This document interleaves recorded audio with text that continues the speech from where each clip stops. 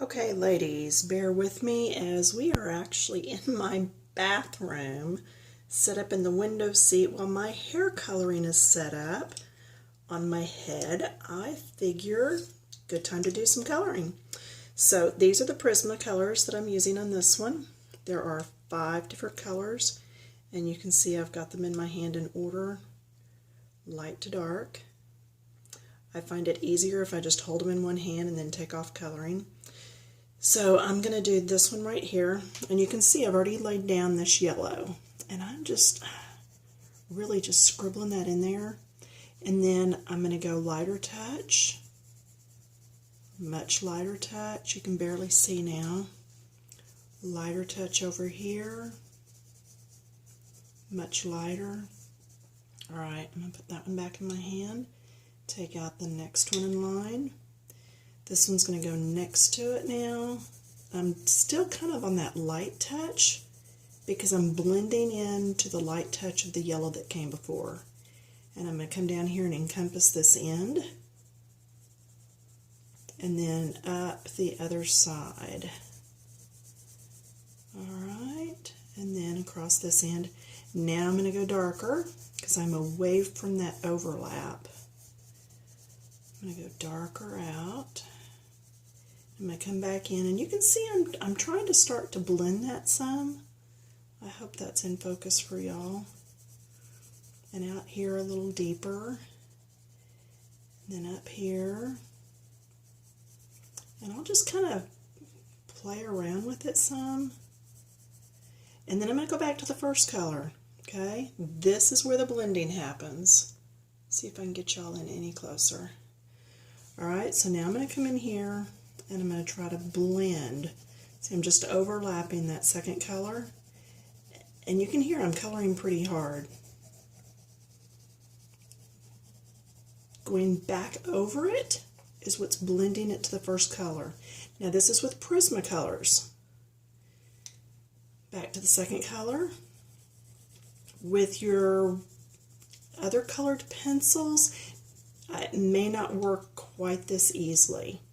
Now I'm going to my third color, my middle shade of orange.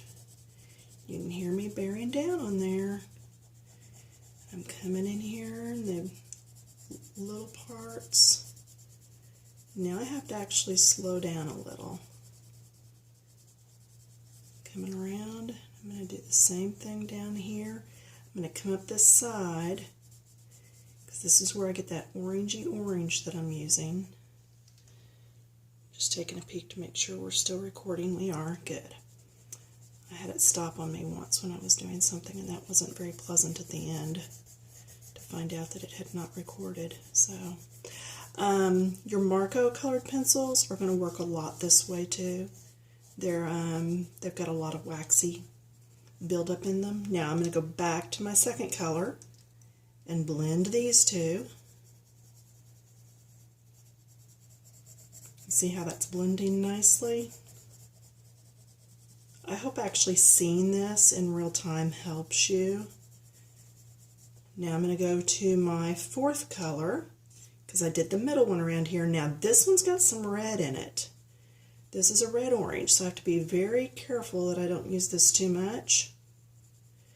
But this is down in the crease. This is on top. This is underneath. So this is all going to have a bit of a shadow on it. And so that's why I'm getting down in there with this red color. Because I do want that shaded. And this back here is where it's flipped. So that's going to be a little darker.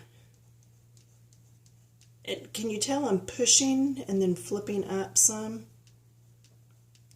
And that's just a technique where I can get a little less pressure on that very end. And I'm going to get in here. And then you know what I'm going to do? I'm going to go back to the color before, that middle color, and I'm going to blend these. Do you see it blending so nicely though? That's Prismacolors, y'all. They're just, it's a soft core lead. It's the Premiers. Is it Premiers? Is that what they're called? So those just blend so nicely. And then I'm going to go to my last color, because now I want to get way down in here. This is the darkest area. This is going to be sparingly. I'm not going to put much in here at all. But do you see how that looks like it's further back now? And by putting it around this, it leaves like a little shadow. And I'm going to put it right next to that line, because that's where it overlaps. I'm going back to the color before to blend. I'm keeping a narrow blend. Do you see how I'm not going way out here. I'm keeping it right here close, because I do not want that color to spread out over my picture. Now I'm going to work in reverse. I'm going to take this one, put it back, and go to color number 3. That was 4. Now I'm going to 3, because I know it came out a little further than I wanted. So I'm just going to reblend some of that. Just reblend it. It's fine. They're very forgiving. And then I'm going to go back to color 2. Right now I'm just making sure everything is blended nicely. I'm pretty well pleased with this end up here. It's just this right here had a little bit. Then I'm going to go back to color 1, which is my brightest yellow in the middle here. And just kind of go across the whole thing. Just blend it good. Now, at the very end, because of what this is, do you see these little dots here? These dots will be put in at the very end. I've got them here also. I will go back and use a brown burgundy color and put all those dots in. In fact, I see right here by looking through the camera that this could be a little deeper in here, because this is underneath this. So this is going to leave a shadow here. Okay, and then the color before it, so I can blend that out. Now, you can see I'm kind of scribbling on some of this, but don't always do as I say, or as I do as I say. Just blending this, because I just noticed.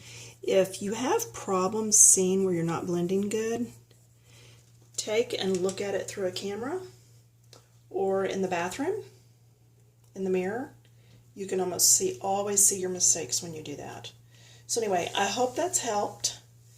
And so you can see that took almost 8 minutes.